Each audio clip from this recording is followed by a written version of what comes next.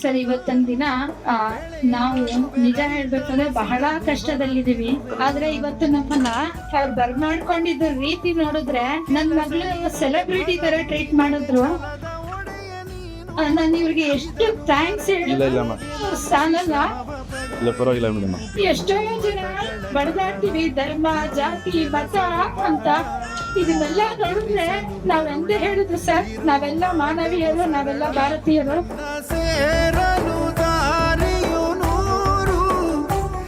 ಇದನ್ನ ನಾವು ಅರ್ತ್ಕೊಂಡ್ಬಿಟ್ರೆ ನಾವು ಮಾನವೀಯರು, ನಾವು ಹೃದಯವಂತರು ಅನ್ನೋದನ್ನ ನಾವೆಲ್ಲರೂ ತಿಳ್ಕೊಂಡ್ಬಿಟ್ರೆ ಯಾರಿಗೂ ಯಾವ ಕಷ್ಟವಿರಲ್ಲ. ಎಂತ ಕಷ್ಟ ಬಂದ್ರು ಸಹ ನಾವೆಲ್ಲರೂ ಕೈಗೂಡಿಸಿ ಎಲ್ಲರನ್ನೂ ಚೆನ್ನಾಗಿ ನೋಡ್ಕೊಂಡು ಎಲ್ಲರೂ ಚೆನ್ನಾಗಿರ್ಬೋದು ಅಂತ ಅನ್ನಿಸ್ತಾ ಇದೆ.